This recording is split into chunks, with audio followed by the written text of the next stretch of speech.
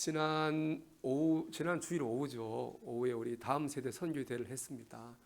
참 목사님 말씀에 은혜를 많이 받았습니다. 여러분 유튜브 채널에 올려뒀으니까 한번 들어보시면 큰 은혜가 될 겁니다. 그 중에 그런 얘기가 있었습니다. 표정 얘기가 있었습니다. 우리가 예수님이 내 안에 계시잖아요. 그럼 뭐가 달라져야 되느냐? 표정이 달라져야 된다는 거죠. 어렵고 힘든 일이 있지만 예수님이 내 안에 계시니까 우리 표정이 평안하기도 하고 기쁘기도 하고 감사하기도 하다는 거예요. 예수가 내 안에 있으면 표정이 달라져야 된다는 거예요. 참 그 말이 너무 마음에 와닿았습니다. 예수님 내 안에 계신데 내가 그러면 한번 예수님이란 필터로 걸러지면 그것이 뭐가 다르겠죠. 옆 사람 얼굴 한번 보십시오.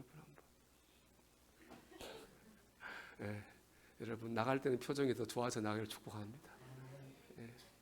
오늘 나누고자 하는 시편 23편 1절 위로 보면 제목이 붙어 있어요.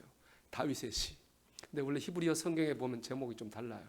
다윗의 시, 여호와는 나의 목자시니 내게 부족함이 없으리로다. 그러니까 저 1절이 제목이에요.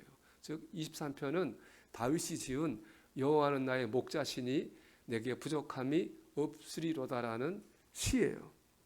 이 말은 이렇게 말하는 거죠. 하나님이 나의 목자시니까 내가 부족한 것이 하나도 없습니다. 내가 하나님을 믿으니까 내가 부족한 것이 하나도 없습니다. 이런 뜻입니다. 그런데 저는 이 제목부터 이 말씀 묵상하는데 제목부터 탁 걸리더라고요. 여러분 마음속으로 대답해 보세요. 여러분 하나님 믿고 계시는데 여러분 부족한 것이 하나도 없습니까? 이거 있었으면 좋겠다 생각되는 것이 하나도 없습니까? 있잖아요. 벌써 마음으로 얘기하니까 벌써 고개를 끄덕이는 분들도 계세요. 얼마나 뜨겁게 그러면 공감하면 그렇게 했어요. 있단 말이에요. 하나님 믿으면 부족한 것 하나 없어집니다. 이렇게 말하면 안 되는 거죠. 그리고 이 다윗이 시를 지을 때 환경 자체가 다윗 일생에서 부족한 게 제일 많을 때예요. 학자들은 다윗이 시를 지을 때가 사울 왕에게 쫓길 때라고 말합니다. 다윗은 사울 왕이 무려 16년을 쫓겨 살았어요. 도망자로 살았어요. 첫 번째는 편안히 쉴 곳이 없습니다. 언제 죽을지 모르니까 늘 이렇게 옮겨다니며 살 수밖에 없었어요. 그러다 보니까 먹을 것도 없어요. 돌아다니니까. 입을 옷도 없어요. 뭐 이게 불편하냐 안 편하냐 이런 차원이 아니라 생존을 위한 기본적인 것들이 부족한 상황이었어요. 그럼에도 불구하고 다윗은 풍족함을 누렸단 말이에요. 2절 보십시오. 그가 나를 푸른 풀밭에 누이시며 쉴만한 물가로 인도하시는도다. 그는 하나님이고 나는 다윗입니다. 그리고 하나님을 목자로 다윗을 양으로 비유했기 때문에 그는 목자이신 하나님이고 나는 양인 다윗인 거죠. 그가 나를 푸른 풀밭에 누이시며 양을 풀밭에 눕게 했다고 그랬습니다. 여러분 양이 누워있는 그림 보신 적 있습니까 혹시? 거의 없을 겁니다. 양은 거의 안 눕습니다. 양이 누우려면 양이 주로 서 있죠. 서서 풀 뜯어 먹든지 뭐 앉아 있든지 하죠. 양이 누우려면 세 가지 조건이 충족돼야 된다 그래요. 첫째는 배가 불러야 됩니다. 배고픈 양은 절대로 눕지 않는다 그래요. 두 번째 안전하다고 느껴야 됩니다.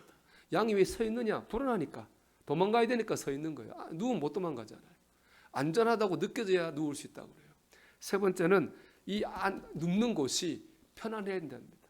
거기 뭐 독충이 있고 해충이 있으면 안 눕는데요.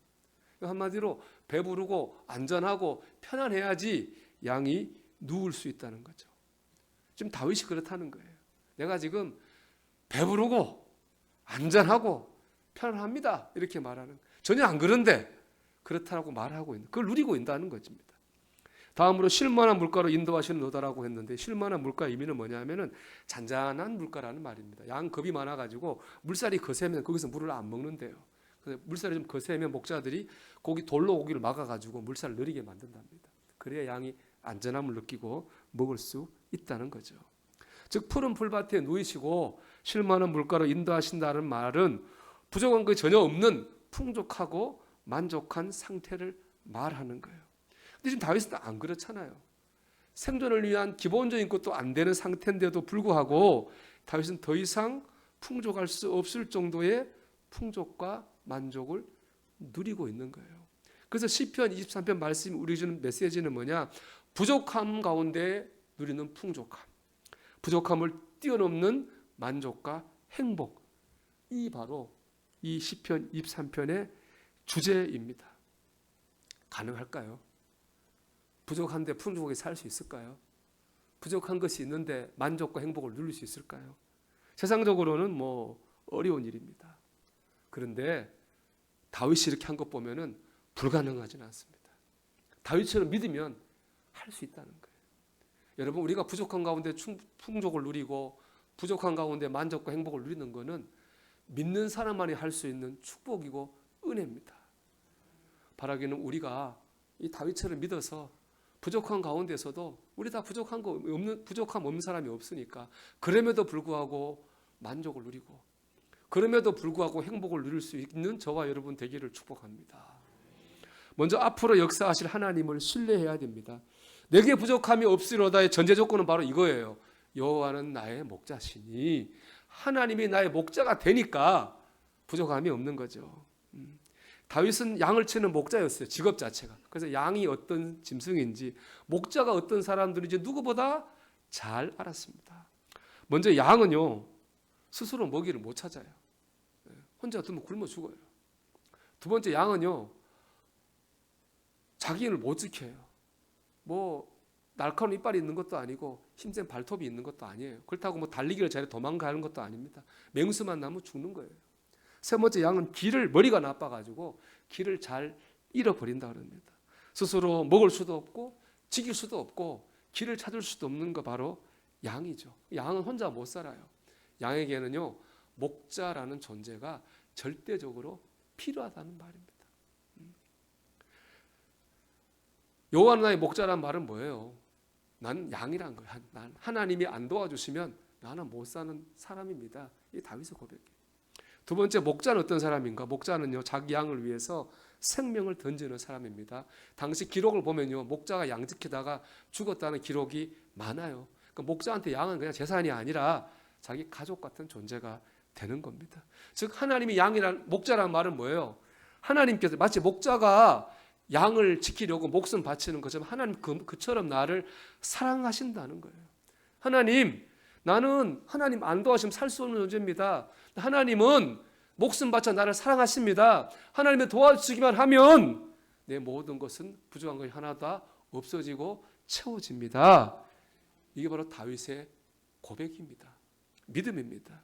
다윗의 부족함 가운데 풍족함을 누린 이유는 바로 이 믿음입니다. 이 시편 23편의 주제가 부족함 가운데 누리는 풍족함이라면 또 다른 주제는 뭐냐? 믿음입니다. 하나님을 신뢰하는 믿음입니다. 내가 지금 부족한데, 내가 지금 연약하고 모자란데, 그러나 하나님께서 지키시고 인도할 거야 라고 하는 것을 믿었더니 지금 내 안에 풍족함과 만족함이 임하였다는 거예요. 여러분 4절 보세요. 내가 사망의 음침한 골짜기로 다닐지라도, 이게 지금 다윗이 처한 현 상황이에요. 이 다닐지라도라는 동사가 현재형이거든요. 지금 사망의 음침한 골짜기 지나는 것이 힘들고 괴로워요. 지금 그래요. 근데 1절에 나오는 부족함이 없으리로다. 풀밭에 누이시며 물가로 인도하신다. 다 이건 다 뭐냐? 미래입니다. 미래. 다윗이 지금 그런 게 아니에요. 근데 앞으로 하나님이 그렇게 인도하실 거라고 하는 것을 믿었어요. 앞으로 그럴 걸 믿었더니요, 지금 평안과 만족이 내게 임하였습니다. 이게 신앙의 신비입니다. 하나님 인도하실 거야, 하나님 도우실 거라고 믿으면 하나님 인도하신 다음에 평안이 임하는 게 아니에요. 하나님 도우심이 나타난 다음에 기쁨이 임하는 게 아니에요. 그걸 믿는 그 순간에, 그걸 모든 믿음을 가지는 모든 순간에 우리에게 평안이 임하고 기쁨이 임하고 만족이 임하게 되는 것입니다. 여러분, 하나님을 신뢰하십시오. 그 순간 여러분에게 평안과 기쁨이 임하게 될 줄로 믿습니다. 두 번째, 지금 함께 계신 것을 믿어야 됩니다. 우리 4절을 다시 보면, 내가 사망의 음침한 골짜기로 다닐지라도 해를 두려워하지 않을 것은 주께서 나와 함께 하심이라. 주의 지팡이와 막대기가 나를 안위하시나이다. 이거 다윗은 목자기 때문에 이런 말을 하는 거예요. 목자가 양 먹이려고 풀밭을 찾아 다니잖아요. 먹이려고 물가를 가잖아요. 그런데 그러려면 산도 넘어야 되는 거예요. 절벽도 지나야 되는 거예요. 그냥 계속 그런 데는 없어요. 험한 길을 넘어야지 푸른 풀밭도 나오는 거고 쉴만한 물가도 나오는 거예요. 그럼 이 험한 길, 절벽길, 그건 다 뭐예요? 푸른 풀밭을 가는 과정이고 쉴 만한 물가로 향해 나아가는 과정이라는 거예요. 다윗은 그걸 지금 생각하는, 내가 지금 어렵고 힘들지만 이건 뭡니까? 하나님께서 나를 좋은 길로 인도하시는 과정이라는 거예요. 그거를 믿었다는 거죠. 그리고 그 과정에서 중요한 건 뭐냐? 하나님 함께 계시다, 지금 함께 계시다고 하는 걸 믿는 겁니다. 4절 말씀 다시 보면 내가 사망의 음침한 골짜기로 달릴지라도 해를 두려워하지 않을 것은, 사망의 음침한 골짜기로 가고 있지만 두렵진 않아요. 그 이유는 바로 그 다음에 나오죠. 주께서 나와 함께 하십니다. 주님 함께 하시기 때문에 그렇습니다. 우리가 과정이 힘들지만 과정이에요. 그 과정을 잘 지나려면 뭐 해야 됩니까? 주님이 나와 함께 계시다고 하는 것을 믿어야 되는 거죠.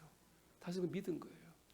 여러분 유튜브 많이 보시죠? 저도 유튜브 많이 봅니다. 요새 많이 보게 되더라고. 보다 보니까 한 시골 의사 선생님이 운영하는 채널이 있는데 은혜가 되더라고. 이분이 원래 목사님이 되려고 그랬는데 의사 선생님이 돼서 시골에서 이제 병원을 내요. 뭐 이런저런 얘기하는데 특별한 건 없는데도 굉장히 은혜가 되더라고요. 얼마 전에 한번 이제 봤더니 이분이 그래요. 내가 의사가 되면은 큰 고생은 안 알았다는 거예요. 우리도 좀 그럴 것 같잖아요. 돈 많이 버니까. 전혀 안 그렇더라는 거예요. 너무 힘든 일이 많다는 거예요. 그러면서 자기가 오늘은 찬양 하나 하겠대요. 그러면서 여기 기타 하나 들더니 잘 못하는 노래로 찬양 하나 하더라고요. 네, 이 찬양이에요. 의사인데 왜 나만 겪는 고난이냐고 불평하지 마세요. 고난의 뒤편에 있는 주님이 주실 축복 미리 보면서 감사하세요. 너무 견디기 힘든 지금 이 순간에도 주님이 일하고 계시잖아요. 주님이 나와 함께함을 믿는다면 어떤 역경도 이길 수 있잖아요. 누구나 여러분 문제 없는 사람이 없습니다. 고난이 없는 사람이 없습니다. 그러나 그 모든 것은 다 하나님을 믿는다면은 하나님의 인도하심 가운데 있는 과정입니다. 우리가 그 과정을 잘 지나가기 위해서는요, 그 순간에 내가 힘들고 어려운 그 순간에 하나님이 나와 함께 계심을 믿어야 됩니다. 여러분 주님이 나와 함께 계신 줄 믿습니다. 마지막으로 믿음으로 나가게 될 때에 풍성한 미래를 맞이합니다. 우리가 하나님이 앞으로 나를 인도하실 것을 믿고 지금 함께 계신 것을 믿고 나갈 때 복된 삶을 삽니다. 지난 수요예배 때 나온 분들 들으셨겠지만 제가 수요예배 때 제 결혼 얘기를 했습니다. 생뚱맞게. 사실 원고에도 없었어요. 왜 그런 얘기 했느냐. 2층에 봤더니 웬 남자 청년이 하나 있어요. 내가 그전에 들었거든요. 우리 전도사님이 교제하는 결혼할 남자 청년이 있대. 전사님이래. 딱 그 사람 같더라고. 네, 그래가지고 그 사람들을 용기를 내라고 이제 결혼 얘기했어요. 그래도 재밌었죠. 네, 결혼 얘기 뭐 다 그런 거 재밌잖아요. 재밌었습니다. 이렇게 생각합니다. 당장에 가진 것이 없고 미래는 불투명하고 그러면 걱정이 되죠. 두려움이 없지 않죠. 그런데 우리에게는 하나님이 계십니다. 하나님이 우리를 붙들고 계십니다. 하나님의 인도하심을 따라가다 보면은 저는 모든 것을 극복하고 복된 삶을 살게 될 줄 믿습니다. 제 간증이고 고백입니다. 그리고 이렇게 저는 생각합니다. 아무 어려움 없이 사는 것보다 하나님을 의지해서 어려움을 극복해서 사는 것이 멋진 삶인 거예요. 가치 있는 삶이에요. 여러분 다윗 하면 유명한 사람 누구예요? 골리앗. 2m 10cm의 거인, 용맹한 장수, 머리에 노트구를 쓰고 창자루를 들고 칼을 휘두르고 무적의 장군. 그 앞에 선 다윗은 뭡니까? 조그마한 소년. 제대로 무기도 없어요. 그런데 그 소년 다윗이 골리앗을 이겼잖아요. 그래서 위대한 승리, 가치 있는 승리 이렇게 하잖아요. 근데 여러분 생각해 보세요. 만약에 골리앗이 이겼다면 어떻게 됐을까요? 골리앗이 다윗 이겼으면 어떻게 됐을까요? 뭐 아무 뉴스도 안 됐겠죠. 오히려 부끄러운 승리죠. 거인 다윗이 조그마한 거인 골리앗이 소년 다윗과 싸우는 것 자체가 부끄러운 건데 그거 이겼다고 뭐 자랑스러운 일이 되고 무슨 가치 있는 승리가 되겠습니까? 다윗이 이겼기 때문에 그게 가치 있는 승리가 되는 거예요. 도저히 이길 수 없는 상대를 하나님께서 힘을 주셔서 이겼잖아요. 그러니까 간증이 되고 승리가 되고 가치 있는 삶이 되는 것입니다. 저는 우리의 삶이 그렇다고 믿습니다. 우리가 뭐 아무 일이 그런 사람도 없지만 혹시 있다 할지라도 그저 아무리 사는 인생이 무슨 가치가 있겠습니까? 어려운 일이 있고 힘든 일이 있지만은 하나님께서 인도하시리라. 하나님 역사하시리라. 믿음 가지고 나가서 극복하고 나아지고 좋아지는 그런 삶이 가치 있고 멋있는 인생인 것입니다. 여러분, 지금 만나고 있는 고난, 부족, 문제를 이런 긍정적인 믿음으로 받아들이기를 바랍니다. 그런 것들은 그런 것들은 내 삶을 더 가치 있게 만들어주는 재료입니다. 내 삶을 하나님 앞에 설 때도 면류관 받지 않겠습니까?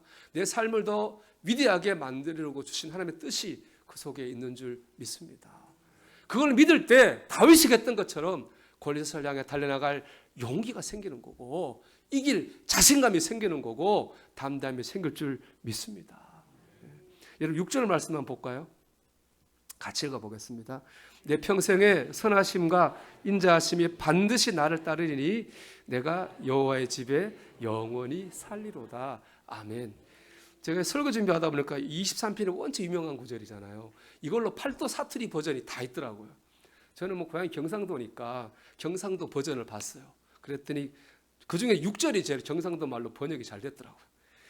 제가 한번 이제 해보려고 그러는데 제가 경상도 고향을 떠나서 오래돼서 그런지 잘 안 돼요. 여러분 이해하시고 들어보세요.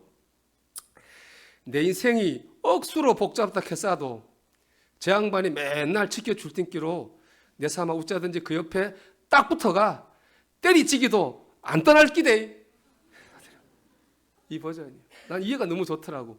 내 인생이 억수로 복잡하다 했어도 이런저런 일로 우리 생각이 복잡하고 우리 삶이 복잡하잖아요. 여러분 그럴수록 우리는 여호와는 나의 목자시니 이거 붙잡아야 될 줄 믿습니다. 어렵고 힘들어지만 그럴수록 더 하나님이 나의 목자시니 붙잡고 나가기를 바랍니다.